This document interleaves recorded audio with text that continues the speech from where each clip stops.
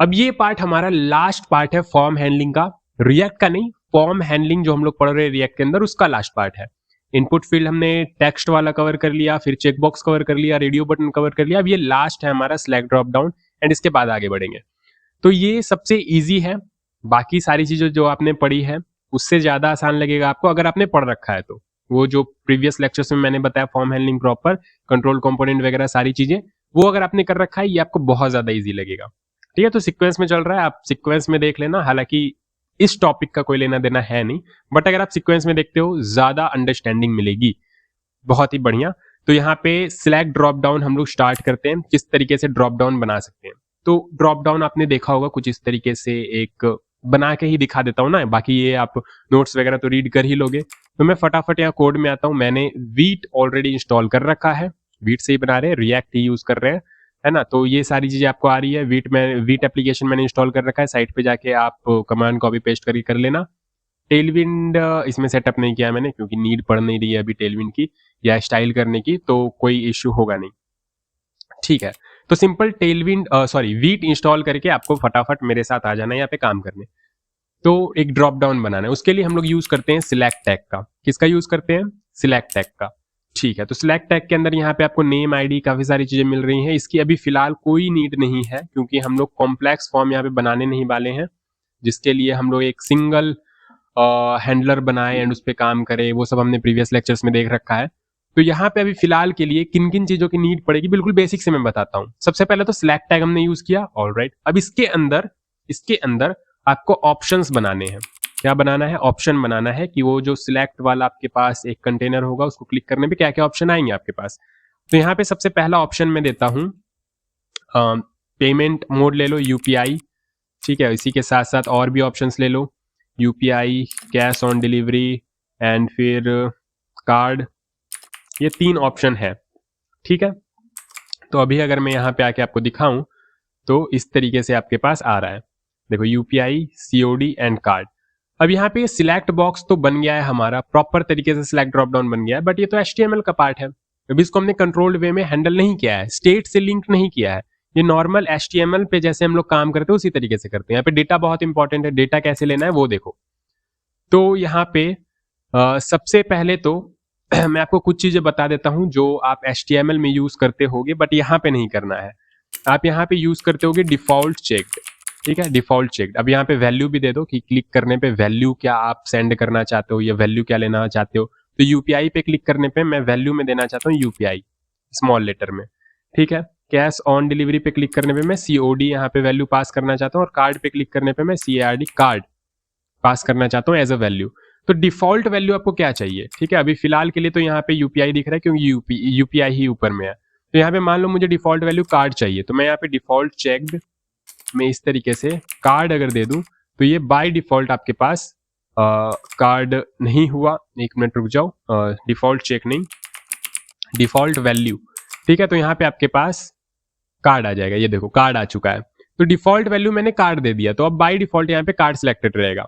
But ये तो uncontrolled manner हुआ, यहाँ पे आप रेफरेंस वगैरह यूज करके वैल्यू ले सकते हो एंड डिफॉल्ट वैल्यू वगैरह सब कुछ सेट कर सकते हो, वो ठीक है।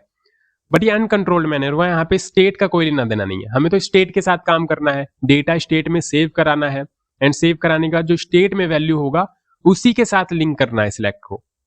हमेशा से तो यही करते आ रहे हैं हम लोग प्रीवियस लेक्चर्स में, तो यहाँ पे भी वही करना है। तो यहाँ पे हम लोग डिफॉल्ट वैल्यू का यूज नहीं करते हैं। अब बताता हूं मैं क्या यूज करते हैं। तो सबसे पहले एक स्टेट बना लो, कॉन्स्ट पेमेंट मोड नाम दे देता हूं इसका, payment mode comma set payment mode use state and by default ये खाली रहेगा। ठीक है, तो यहाँ पे अभी क्या करना है आपको, ऑन चेंज हैंडलर लगाना है हमेशा की तरह, ऑन चेंज। एंड यहाँ पे एक फंक्शन बनाएंगे।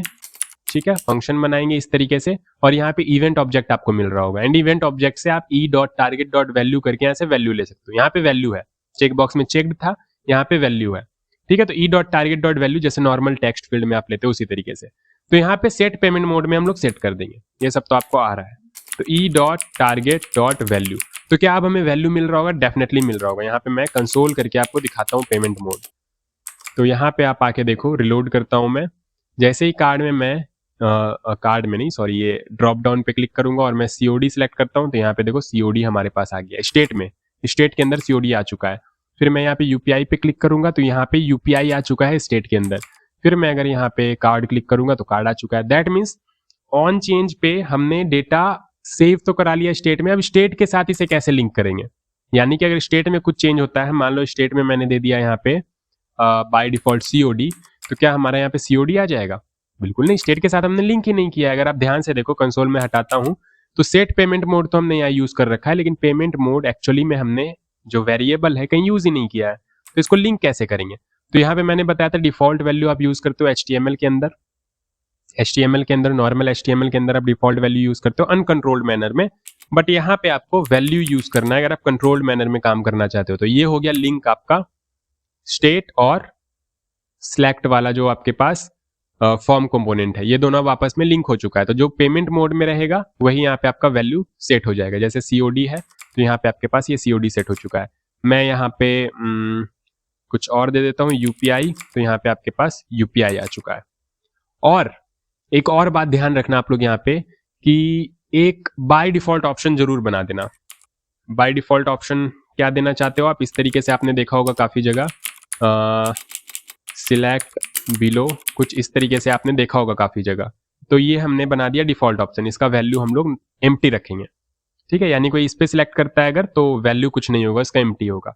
सिलेक्ट बिलो बस आपको बता रहा होगा कि नीचे जो भी दिया हुआ है उसे सिलेक्ट करना है। तो अभी तो यहाँ पे कुछ नहीं आ रहा है, ठीक है, क्योंकि बाय डिफॉल्ट UPI दे रखा है हमने। इसको खाली जैसे ही करेंगे तो डिफॉल्ट ऑप्शन आपके पास ये शो हो रहा होगा, ये देखो सिलेक्ट बिलो।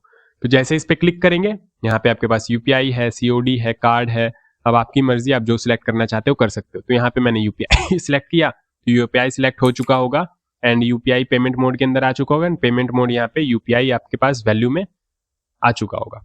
तो ये प्रॉपर तरीके से लिंक हो गया हमारा सिलेक्ट वाला जो कंपोनेंट है और स्टेट जो है, ये प्रॉपर तरीके से हमारा लिंक हो गया। That is called control select drop down, ठीक है। तो बहुत ही आसान था, ज्यादा कुछ करना नहीं है यहाँ पे वैल्यू। और एक बात मैं आपको बता देता हूं, अगर आप यहाँ पे वैल्यू नहीं यूज कर रहे हो तो काफी जगह आपने देखा होगा कि डिफॉल्ट में अगर चेक करना है तो या तो डिफॉल्ट वैल्यू यूज कर लेते हैं या यहाँ पे इस तरीके से चेक्ड एट्रीब्यूट यूज कर लेते हैं। चेक्ड होता है, डिफॉल्ट चेक्ड होता है, डिफॉल्ट चेक्ड होता होगा आई बिलीव। रिलोड करते हैं तो यहाँ पे अभी तो कुछ नहीं है, चेक्ड ही होता था शायद, देख लेता हूं मैं। सिलेक्टेड होता है, ठीक है, सिलेक्टेड। तो यहाँ पे आप सिलेक्टेड ट्रू कर दोगे या सिलेक्टेड दे दोगे तो ये सिलेक्ट हो जाएगा बाय डिफॉल्ट। बट इस तरीके से नहीं करना है, यहाँ पे इस तरीके से सिलेक्टेड वगैरह कुछ नहीं करना है। यहाँ पे आपको सिंपली स्टेट के साथ लिंक कर देना है पेमेंट मोड। ये बात ध्यान में रखना, ज्यादा कंफ्यूज नहीं होना है। सिलेक्ट के अंदर काफी सारी चीजें होती है, डिफॉल्ट वैल्यू एंड ऑप्शन के अंदर सिलेक्टेड एट्रीब्यूट, तो ये सब चीजों का आपको यूज नहीं करना है। सिंपल दो चीजें यहाँ पे, वैल्यू और ऑन चेंज, सिंपल दो चीज, वैल्यू और ऑन चेंज। यहाँ पे ऑन चेंज लगाओ, यहाँ पे जो भी वैल्यूज आपके पास होगी सिलेक्ट करने पे वो वैल्यू आ जाएगा e.target.value के अंदर, और यहाँ पे आप सेट कर दोगे एंड सेट करने के बाद पेमेंट मोड में जो होगा वो आप यहाँ पे वैल्यू में सेट कर दोगे, ठीक है। तो इस तरीके से आपको काम करना है। तो अभी फिलहाल के लिए यहाँ पे कुछ भी नहीं आ रहा है क्योंकि यहाँ पे एम्प्टी है, और एम्प्टी कौन सा है, ये वाला, तो इसलिए आपको ये दिख रहा है। अभी यहाँ पे सिलेक्टेड काम नहीं करेगा, तो ये ध्यान रखना, सिलेक्टेड देने की कोई नीड नहीं है क्योंकि आप स्टेट के साथ काम कर रहे हो, ठीक है। इतनी बातें क्लियर है, बहुत ही बढ़िया। तो बस इतना ही था, आगे बढ़ते हैं, देखते हैं नोट्स में और क्या है। तो what is select drop down आप पढ़ लेना। The select tag creates a drop down menu and each option represent a selectable item. In React we use state to control value, control which value is currently selected. कौन सा value currently selected है वो हम लोग किससे decide करेंगे, state के through. State में हमने डेटा ले लिया, अब तो जहां जहां भी हमने यूज कर रखा होगा स्टेट वो चेंज हो जाएगा, ठीक है। तो बेसिक सिंगल सिलेक्ट ये मैंने आपको बता दिया, इस तरीके से आप कर सकते हो। वही सारी चीजें यहाँ पे दे रखी है। थोड़ा और आगे बढ़ते हैं, तो यहाँ पे टिप्स क्या है आपके लिए। टिप्स ये है कि don't miss value attribute in select. Value attribute आपको नहीं छोड़ना है सिलेक्ट टैग के अंदर। ये जो सिलेक्ट है ना, काफी लोग क्या करते हैं कि वैल्यू एट्रीब्यूट यहाँ सब जगह तो दे दिया सब में, लेकिन एक्चुअली में सिलेक्ट के अंदर ही वैल्यू एट्रीब्यूट नहीं दे रहे होते हैं।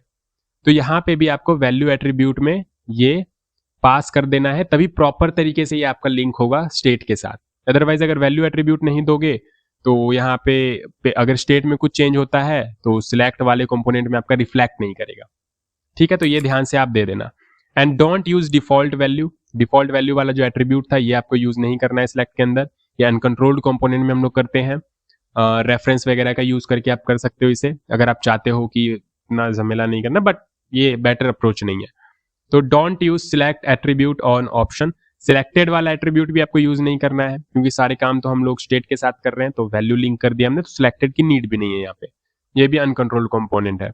Always include A default option like select for better UX. ठीक है, विजिबिलिटी के लिए, प्रॉपर रीडेबिलिटी के लिए, यूजर को प्रॉपर फील आ रही हो देख के कि यहाँ पे सिलेक्ट ही करना है, तो एक डिफॉल्ट ऑप्शन आपको स्टार्टिंग में दे देना है इस तरीके का, सिलेक्ट या select below, something like that, ताकि यूजर को दिख रहा हो कि हाँ ये सिलेक्ट बॉक्स है, सिलेक्ट करना है। ठीक है, बाकी काफी जगह आप नहीं भी देखोगे, काफी जगह देखोगे, तो मैंने बता दिया। ऑल राइट, अब देखते हैं डायनामिक ड्रॉप डाउन क्या होता है। हमेशा की तरह यहाँ पे आप मैप यूज कर सकते हो डायनामिक बनाने के लिए। बहुत सारे ऑप्शंस होंगे, तो सारे ऑप्शंस में सेम ही चीजें आप कर रहे होगे। फॉर एग्जांपल, अगर यहाँ पे आपके पास और भी ऑप्शंस होते हैं, लाइक लैंग्वेज ले लेते हैं यहाँ पे।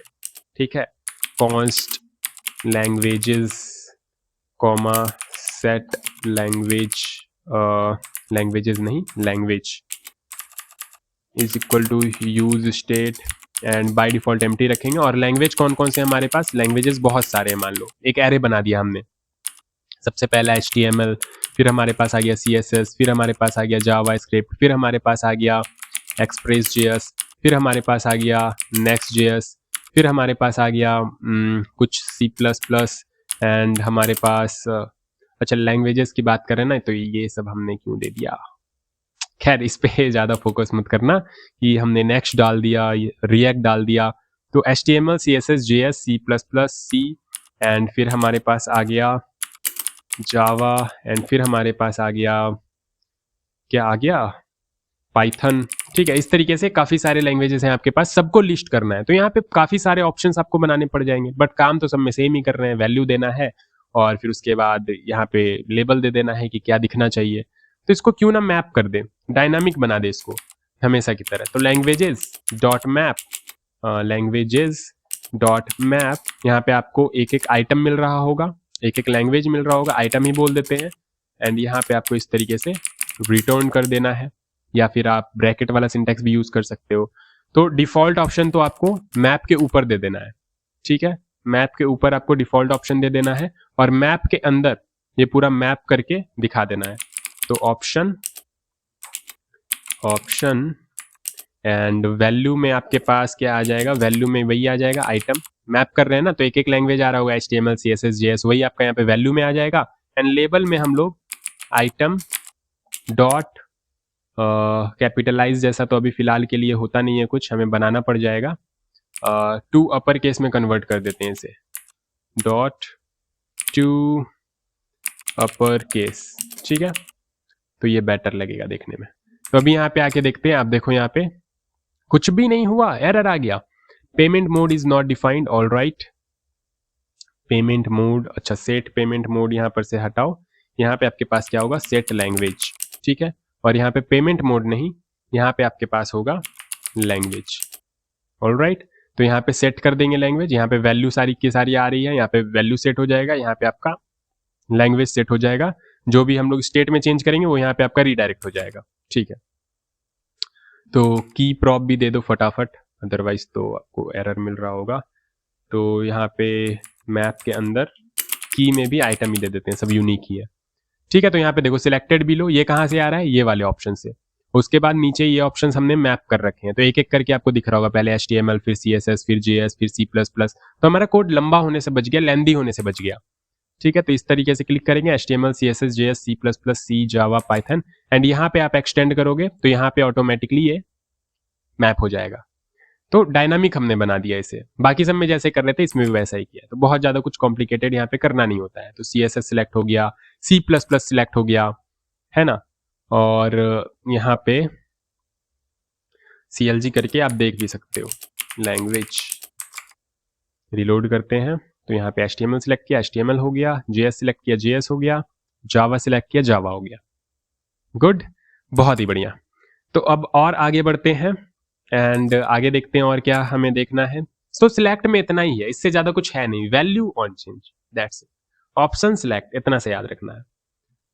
ठीक है, और अब देखते हैं डिपेंडेंट सिलेक्ट। ये काफी ज्यादा आप यूज करोगे बड़े बड़े प्रोजेक्ट्स में, ठीक है, सिलेक्ट ज्यादातर यूज करते हो, लेकिन डिपेंडेंट सिलेक्ट भी आप काफी बारी देखोगे एंड कंफ्यूज हो जाओगे कि ये कैसे काम करता है। तो इसका लॉजिक मैं आपको बता देता हूँ। अब डिपेंडेंट सिलेक्ट मतलब काफी बार आपने देखा होगा कि एक ड्रॉप डाउन के ऊपर दूसरा ड्रॉप डाउन डिपेंड कर रहा है। यानी कि for example when a user select a country, user के पास कंट्री के ऑप्शंस हैं, ड्रॉप डाउन में कंट्री लिस्ट है, तो उसने इंडिया सिलेक्ट किया, तो इंडिया के हिसाब से दूसरा ड्रॉप डाउन आना चाहिए जहां पे इंडिया के अंदर जो भी सिटीज हैं वो अवेलेबल हो।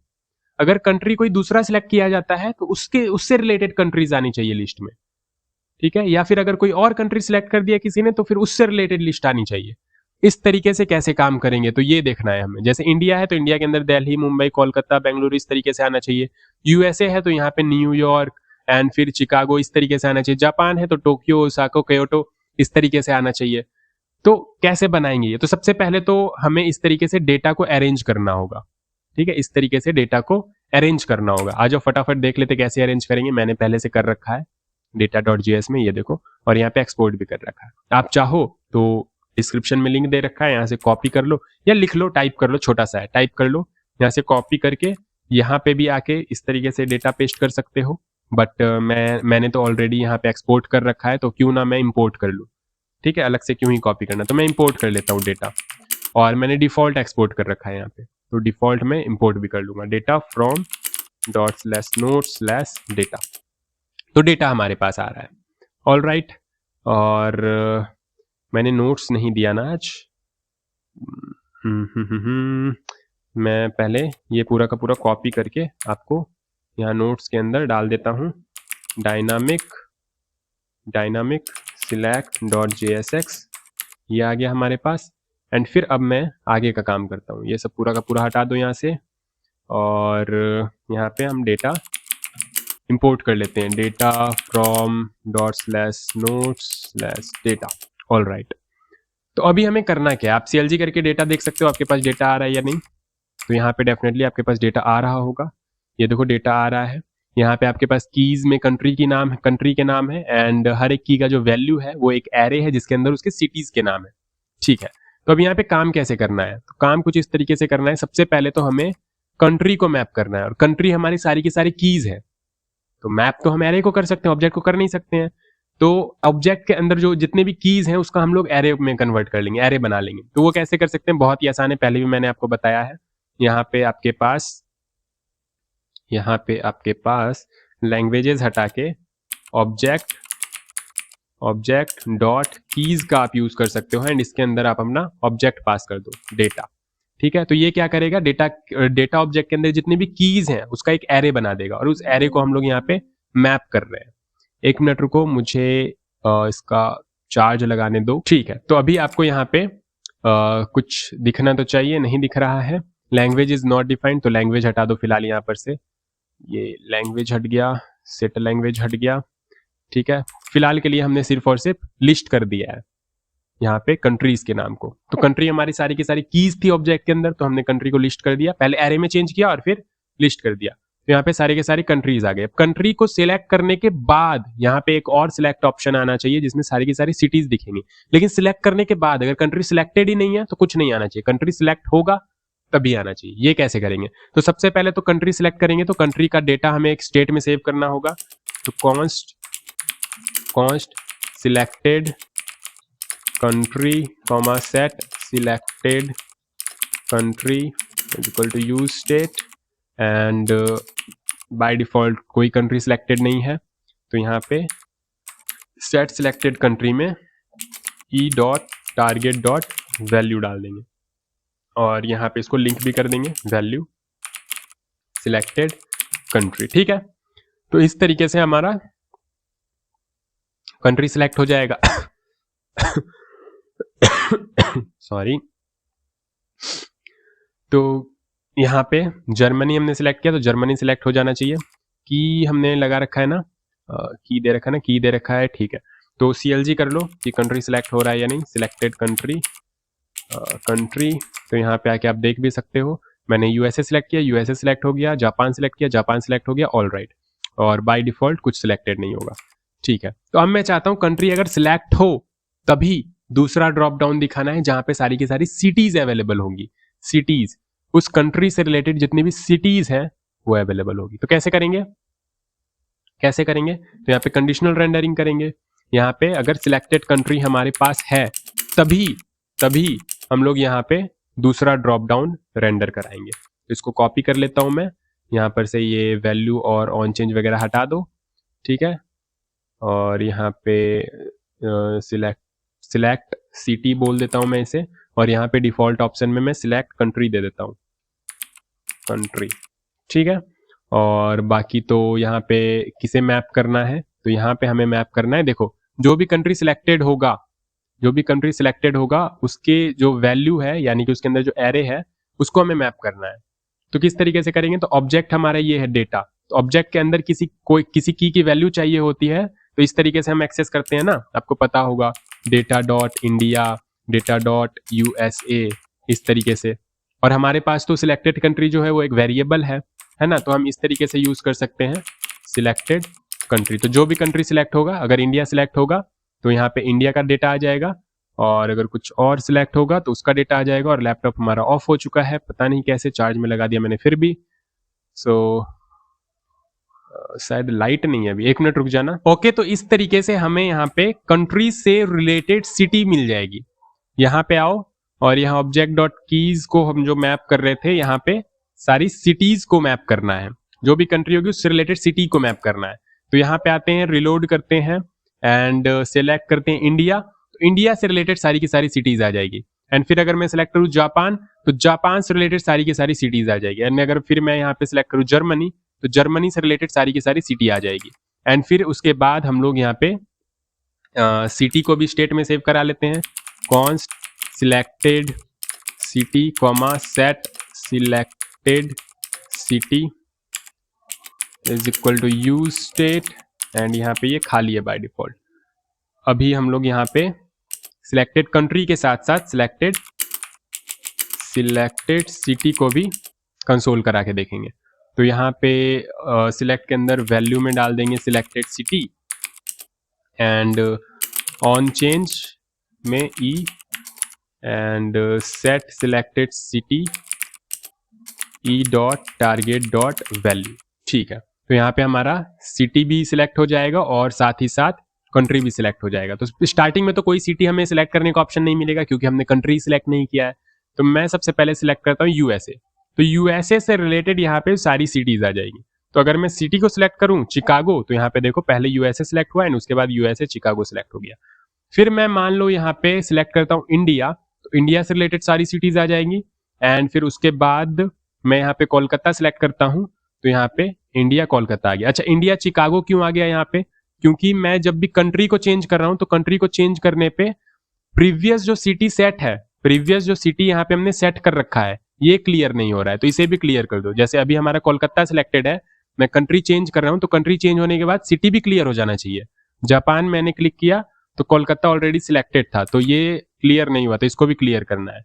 जब भी हम लोग यहाँ पे कंट्री सिलेक्ट कर रहे हैं, तो यहाँ पे हमें सिटी को क्लियर कर देना है, ठीक है। तो अभी वापस से रिलोड करते हैं, हमने यहाँ पे किया सिलेक्ट इंडिया, और अभी यहाँ पे इंडिया आ रहा है, हमने यहाँ पे सिलेक्ट किया मुंबई, तो इंडिया मुंबई। फिर उसके बाद हमने सिलेक्ट किया जापान, तो देखो सिटी क्लियर हो गया, सिर्फ और सिर्फ जापान आ रहा है। अब जापान से रिलेटेड अगर हम कुछ सिलेक्ट करेंगे यहाँ पे क्योटो, तो यहाँ पे क्योटो आ गया। आप नीचे दिखा सकते हो पैराग्राफ में, कंट्री हमारा हो गया यहाँ पे सिलेक्टेड कंट्री, एंड फिर उसके बाद सिटी हो गया हमारा यहाँ पे सिलेक्टेड सिटी, ठीक है। तो यहाँ पे अभी अब अगर आप आके देखो तो यूएसए एंड चिकागो, ठीक है। फिर सिलेक्टेड कंट्री यहाँ पे खाली होगा, तो दोनों ही खाली हो जाएगा, और यहाँ पे ये भी गायब हो जाएगा। तो इस तरीके से डिपेंडेंट हम लोग select option, select drop down बना सकते हैं। कहीं पे हमने की नहीं दिया है क्या, यहाँ पे तो की दे रखा है, यहाँ पे भी की दे रखा है, क्या दिक्कत हो गई, क्या दिक्कत परेशानी है। Functions are not valid as a React child. This may happen if you return selection instead of selection from render. Call the function rather than return it. कहाँ पे ऐसा कर दिया हमने,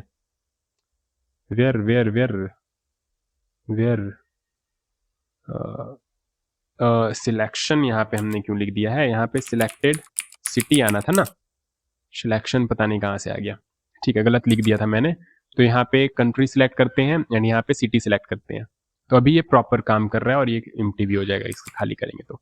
ठीक है, तो उम्मीद करता हूँ समझ में आ गया होगा। काफी आसान है ये, बस दो चीजें आपको ध्यान में रखनी है, वैल्यू एंड ऑन चेंज, कहाँ पे वैल्यू यूज करना है, और वो डिफॉल्ट वैल्यू यहाँ पे चेक्ड सिलेक्टेड ये सब तो यूज ही नहीं करना है। तो बहुत ही सिंपल है, कोई कॉम्प्लिकेटेड चीज है ही नहीं यहाँ पे। आगे देखते हैं, तो आगे तो और कुछ नहीं है, बस इतना ही था। यही वाला एक डिपेंडेंट सिलेक्ट थोड़ा समझना ज्यादा जरूरी था, जिसे हम लोग कास्केडिंग भी बोलते हैं। तो उम्मीद करता हूं ये भी आपको समझ में आ गया होगा। तो फॉर्म हैंडलिंग आपका कंप्लीट हो चुका है, फॉर्म हैंडलिंग कंप्लीट हो चुका है। अब आगे बढ़ेंगे और देखते हैं आगे और क्या क्या टॉपिक्स हैं जो हमें कवर करने हैं। और सबसे इंपॉर्टेंट जो अभी मुझे लग रहा है, दो टॉपिक्स अभी मुझे ज्यादा इंपॉर्टेंट लग रहे हैं, React router DOM and API से रिलेटेड, बेसिकली असिंक्रोनस टास्क से रिलेटेड काम, जिसको कि यूज करके हम प्रोजेक्ट बना पाएंगे। ये दोनों अगर हम लोग कर लेते हैं तो काफी सारे प्रोजेक्ट्स भी बना सकते हैं इसके बाद। तो मुझे लगता है यही दोनों आगे आएंगे, बट उससे पहले और भी कुछ छोटे मोटे टॉपिक्स होंगे तो वो भी कवर कर लेंगे हम लोग। बाकी आगे तो और भी काफी सारे टॉपिक्स है, ऐसा नहीं इतने ही है, आगे और भी काफी सारे टॉपिक्स है, तो सब कवर करना है हमें, और डेफिनेटली सब कुछ कवर करेंगे भी। अब रफ्तार थोड़ी ठीक ही रखते हैं तो बेटर रहेगा, है ना। तो अभी के लिए इतना ही, फिर मिलते हैं नेक्स्ट लेक्चर में। तब तक के लिए खुद से एक्सप्लोर करते रहो, कुछ प्रोजेक्ट्स बनाते रहो, एंड बाय बाय।